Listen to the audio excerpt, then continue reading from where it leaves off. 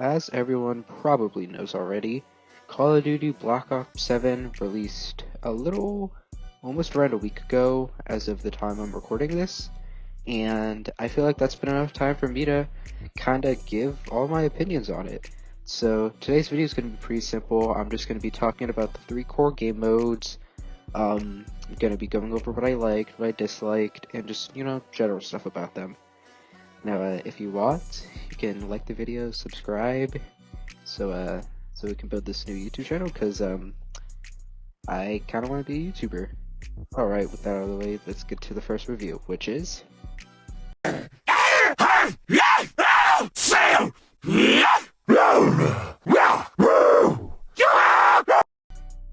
Zombies is not that bad. It's a more polished version of BO6, which I thought that BO6, its core gameplay, this is not just zombies by the way, but pretty much its core gameplay and omni movement was phenomenal. Before we get into the starting map, I just want to talk about the thing I'm playing in the footage. That's pretty much a survival mode on a location in the main map. It's kind of like how there was one in Black Ops 2. So yeah, it's pretty decent for if you just want to play zombies casually without doing all the wonky stuff in the map, although I will say it does get a little crowded at times.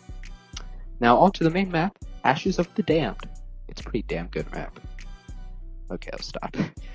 Anyways, I think that driving the truck, which has Ted, the bus driver from Transit, other BO2 map, from one place to another, each place having their own perks and secrets and all that stuff.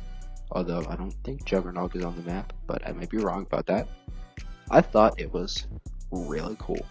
The truck also having Pack-a-Punch installed onto it was also another great feature, because if it didn't have Pack-a-Punch on it and Pack was on another location, like for example the starting area, I feel like it would have been much more annoying having to go back there constantly to Pack-a-Punch your weapon. But with the truck, it's all so much easier. The Easter egg I haven't completed personally, but from what I've seen, it's pretty complicated, and it feels a lot like classic zombies maps.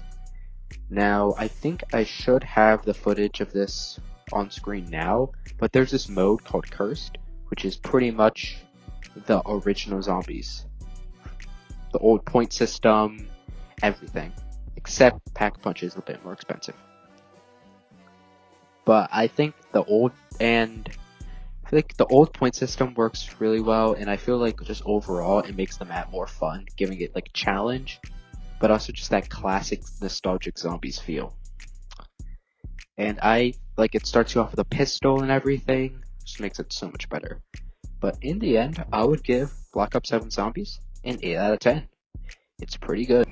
Alright, we're gonna do it once more! And this time, no mistakes! One!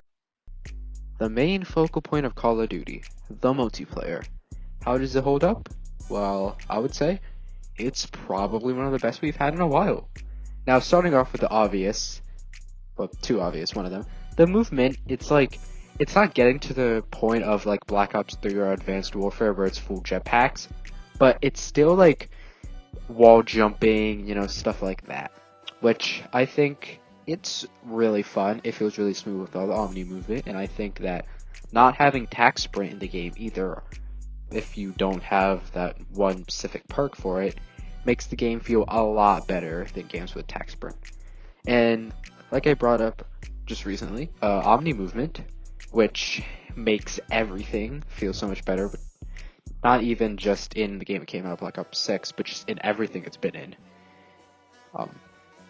And the second, there's a new playlist where there is no skill-based matchmaking. Now, is there actually no skill-based matchmaking? I can't confirm or deny, because there are theories that there still is some skill-based matchmaking in the open game modes. But from what I've played, the open game modes are so fun. Now, I would arguably say during the beta, which I did play, the open matchmaking was much more fun, but that was also because it was a beta and not everybody was playing. But I still think open matchmaking is really fun. The gunplay is also, like, I mainly use ARs with some SMGs, and the ARs are like the Peacekeeper the M16, the AK-27. Like, those guns are really good to use in my opinion. I really like using them.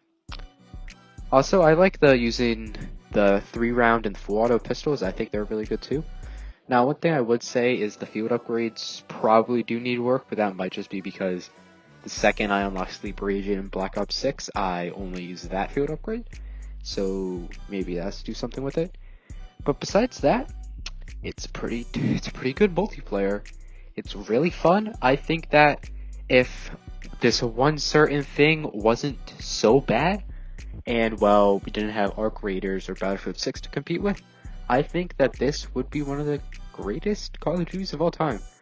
But the thing that's holding it back, well, so far, actually, because, well, Black Ops 6 was really good, had a really good campaign, good zombies, good multiplayer, but then as it continued, it went down and down until to the state it was in before BO7 dropped.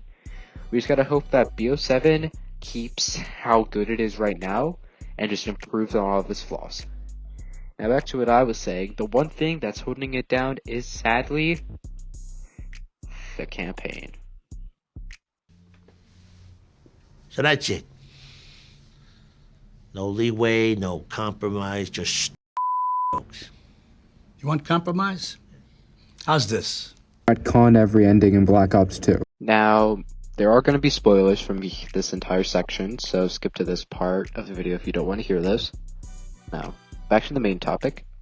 Like I showed in the opening skit, every ending in Black Ops 2 gets retconned. Now, starting off with the smaller things, it's confirmed many times in the game that David does kill Menendez at the end during the last mission, so any ending that had him alive doesn't count.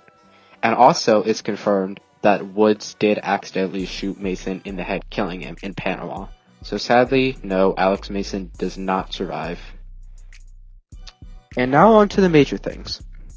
So, in Black Ops 2, during the mission Achilles Veil, you play this guy called Farid, and he invades Raul Menendez's, his group.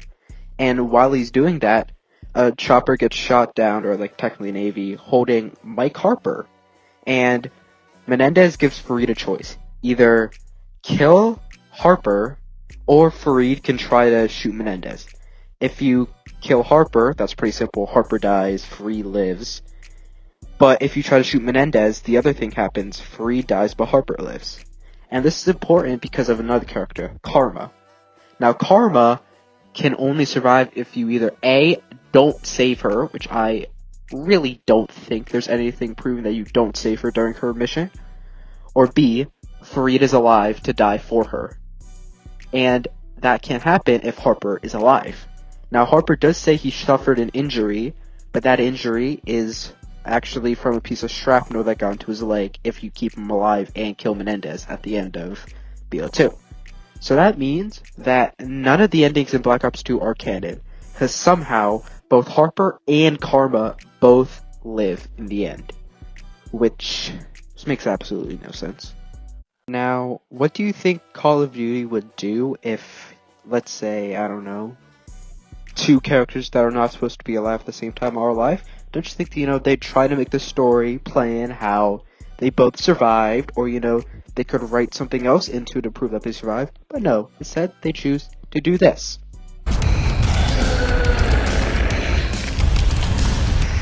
Take that thing down! You shot? And this. And also this.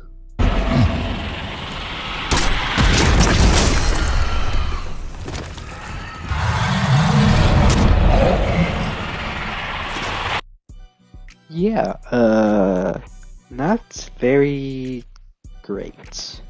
Now, the reason behind those giant boss fights is that your team, which was Mason, Harper, this character called Samuels, which I actually did like, and this other character called 50/50, which I personally did not care for, they get infected with this kind of neuro agent called the Cradle, which was in BO6's campaign. The main character was suffering and had it in his body and stuff.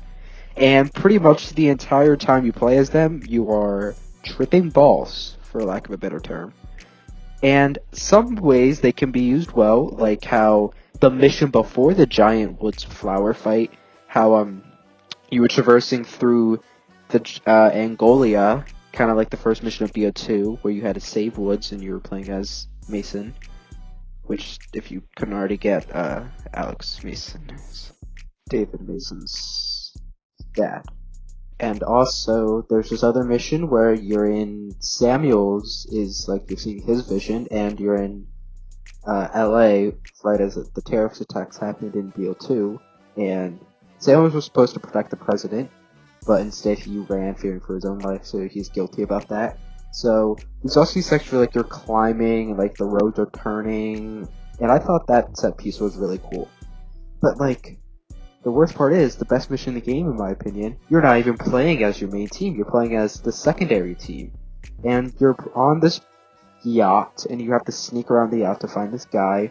Once you find out he's dead, and you can't get onto the mainland safely, or like, securely, or covertly. Sorry if you couldn't tell, this is off-scripted. But anyways, you decide to crash the yacht into the city, which I think you're in Tokyo, if I want to believe, and you basically run through the city to get this giant supercomputer to give information to the main team. And the fact that that's the best mission of the game, and you're not even playing as your main 4 teammates, just sucks. Now on to gameplay issues. I think the biggest one that everyone knows about, the campaign's only online. Now, their whole new idea was that, oh, it's a co-op campaign, you went up to 4 people can play it together, but like, BO3 already did that, World War II already did that, and they weren't online-only campaigns. For some reason, this campaign is, and not to mention, you can't even pause the campaign, because it's only online, and that just does not feel like a campaign to me. That is just not how you're supposed to make one. Not to mention that their missions are a lot of open combat, which if you didn't know, is you're in this giant area, and you have to go from one place to another. You have to do one thing, and it's like you can do it a bunch of different ways, and it's like there's a bunch of enemies out in the open. It's pretty much like Warzone, and I'm part of the community, which most of the community agrees with this. We don't like open combat missions. They ruin the campaign experience. We should have more linear missions, more better missions, not these open combat ones where you're grappling around Avalon, where you're diving off giant buildings. Like, it's not what you're supposed to do in a campaign. That should be a cutscene at most. But like, yeah. And not to mention, as a whole, the story is really lackluster. Like I already said, Harper and Karma both being alive then an answer. It feels like a lot of the newer characters are just standard bad guys. Or like, oh look, there's a traitor. They spoiled it by making him on the enemy side in the multiplayer, by the way. Which, it just felt like they didn't try. Now, there's been other campaigns, like first off, Black Ops 4 didn't even have a campaign. Vanguard's campaign was bad, and the Modern Warfare 3 from 2023 was bad, but like, honestly, I think this campaign might be the worst of all time, sadly. Now, the only thing that keeps it going for me is, one, Troy Marshall coming back, because I loved him in Black Ops 6, and then Harper and Mason coming back from BO2 and still having their chemistry. But it's like, I don't know, it's like MW3 did have some really, really bad things too. And I think that game was mainly open combat missions. So I think actually it's really close, but I think that this campaign's slightly better than MW3 2023. But still, in the end, I'm giving this campaign a 2 out of 10. This is my bit. Wanna ride the Stewie go round? Ah! Make it stop! Now, briefly, just a few other things I wanted to bring up. The prestiges, the rewards are cool, but I think the icons, the whole theme around them, and I think every reward besides the operator skins, I think BO6 did better, because BO6's was like an homage to other Black Ops games, plus War.War, but War.War is like technically a Black Ops game. But I think skin-wise, I think BO7 was slightly better, though, I will say. And, that's about it. So my final thoughts. This game, it sucks that the campaign was as disappointing as it was because I was really excited for it. But the zombies was really good, and the multiplayer is amazing. I know I've said that a lot, but it truly is amazing. Like, the multiplayer is really good.